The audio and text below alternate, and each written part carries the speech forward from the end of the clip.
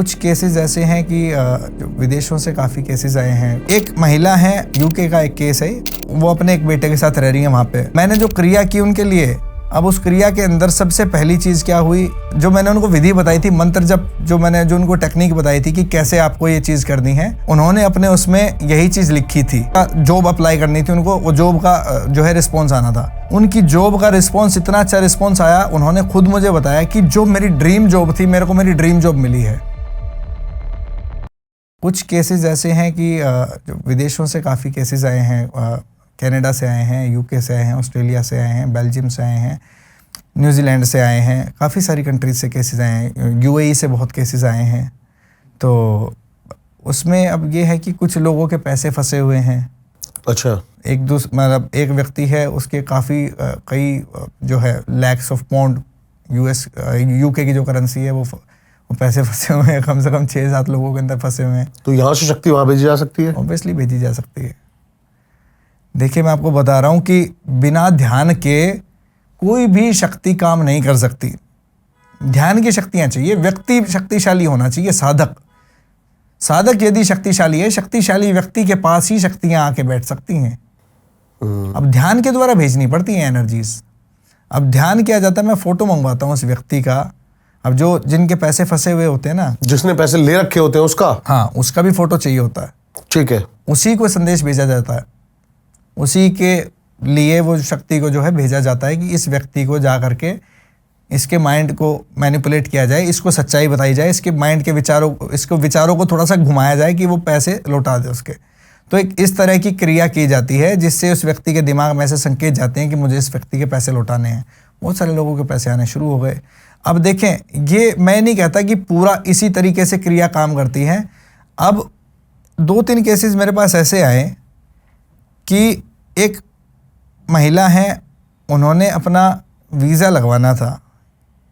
UK का एक case है, उन्होंने अपना वीज़ा लगवाना था, तो उनके वीज़ा के लिए वो अपने हस्बैंड पर डिपेंडेंट थी, है ना।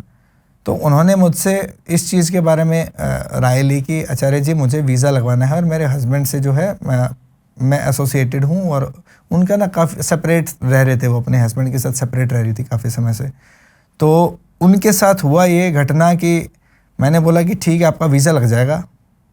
मेरा पहला प्रयास यही है कि आपके हस्बैंड के द्वारा जो है आपका वीज़ा अप्लाई कर दिया जाए। तो अब हुआ ये कि वो अपने एक बेटे के साथ रह रही हैं वहाँ पे।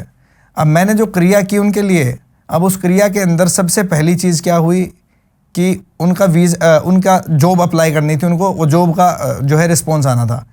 उनकी जॉब का रिस्पॉन्स इतना अच्छा रिस्पॉन्स आया, उन्होंने खुद मुझे बताया कि जो मेरी ड्रीम जॉब थी, मेरे को मेरी ड्रीम जॉब मिली है। ड्रीम जॉब क्या थी उनकी?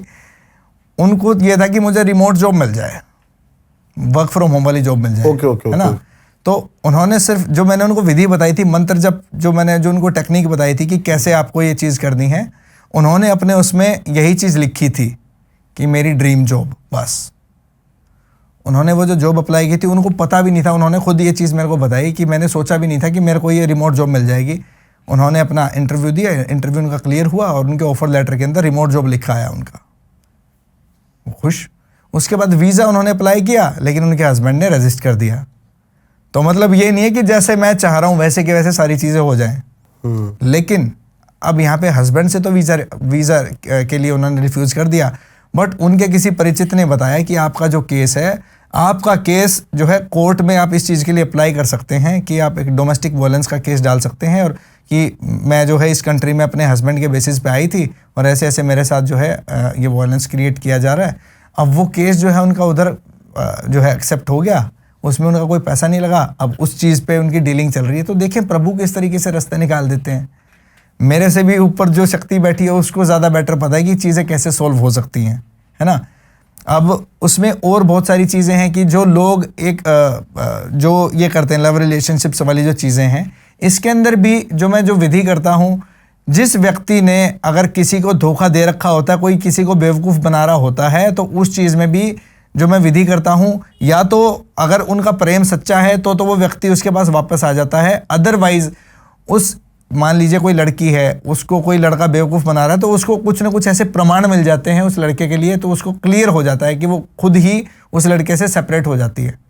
मतलब जो शक्ति है ना, प्रभु की जो शक्ति है, जो सकारात्मक शक्ति है, वो नकारात्मक काम कर ही नहीं सकती। वो बेटर देखती हैं कि बेटर क्या है इस व्यक्ति के लिए। मैं जो चीज़ करता हूँ, मैं तो सिर्फ इतनी सी विनती करता हूँ प्रभु से कि इसके लिए जो बेटर है वो कीजिए। अब वो बेटर तो वही जानता है, इसके लिए बेटर ये है। शुरुआत में थोड़ी कड़वी लगती हैं चीज़ें, लेकिन बाद में वही चीज़ें जो हैं आगे अच्छा रिजल्ट देती हैं। तो मेरा काम है इम्यूनिटी बूस्ट करने का, ना कि एंटीबायोटिक्स देने का। मैं तो उनकी इम्यूनिटी बूस्ट करता हूँ, उसके बाद उनको मंत्र जप से जोड़ता हूँ, अध्यात्म से जोड़ता हूँ, स्पिरिचुअली अपलिफ्ट करता हूँ। उन्हीं की एनर्जीज से कल को वो जीवन में इतना आगे बढ़ते जाते हैं।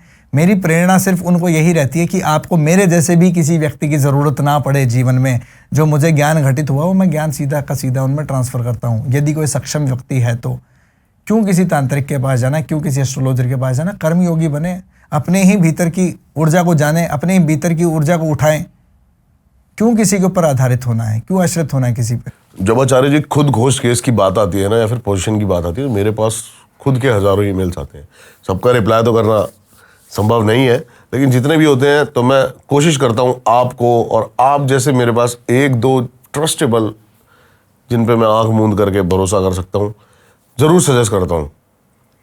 कोई घोष केस जानना चाहता हूँ, ऐसा मजा आ गया हो जो हाल ही में आपने सॉल्व किया हो। देखें दीपक जी, जब आपने मेरा पहला पॉडकास्ट डाला था ना, तो उसी के जस्ट बाद में एक मेरे पास केस आया था। उसी के 2 से 3 दिन के बाद में आपने एक केस और डिस्कस किया था, एक मुझसे आपने फोन पे बात हुई थी, जब आपने कहा था एक बॉम्बे की टीवी एक्ट्रेस। एग्जैक्टली उसी के बारे में बताना चाह रहा हूं। वही बताओ आप। तो ये हुआ, ये बेसिकली ये है बॉलीवुड इंडस्ट्री का केस। अब एक एक्ट्रेस है, ये पहले मॉडल थी। बॉलीवुड में ब्लैक मैजिक बहुत ज्यादा प्रचलित है, उसका रीजन क्या है? मैं भी आपको बताता हूँ। इसका जो मेन रीजन है वो है जेलसी। आपस में को एक्ट्रेस के बीच में जो जेलसी क्रिएट होती है, द्वेष भावना, है ना, उसी की वजह से ये सब चीजें हो रही हैं। तो ये केस बेसिकली कैसे आया कि ये जो वो एक्ट्रेस हैं, उनके एक कज़न ने मुझे कॉल किया था। आपके पॉडकास्ट के थ्रू मेरा नंबर उन तक पहुंचा है और उन्होंने मुझे कॉल किया है। कॉल करके उन्होंने पूरी की पूरी दास्तां बताई है अपनी सिस्टर के बारे में कि ऐसे ऐसे उसके साथ ये चीज़ें घटित हो रही हैं। तो बेसिकली हुआ ये कि वो जो एक्ट्रेस हैं, उन्होंने बॉलीवुड की काफ़ी अच्छी मूवीज़ में भी काम किया है, काफ़ी अच्छे एक्टर्स के साथ काम किया। देखिए, मैं नाम तो उजागर कर नहीं सकता, सबकी अपनी प्राइवेसी है। बिल्कुल सही बात है, नाम मुझे पता है। तो हाँ, तो बेसिकली हुआ ये कि वो जो लड़की हैं, अब उनको एक अच्छी मूवी में रोल मिल गया था। उन्हीं के साथ में उनकी एक जो है को वर्कर थी, एक को एक्ट्रेस थी, जो उनकी अच्छी फ्रेंड भी थी, सो कॉल्ड अच्छी फ्रेंड।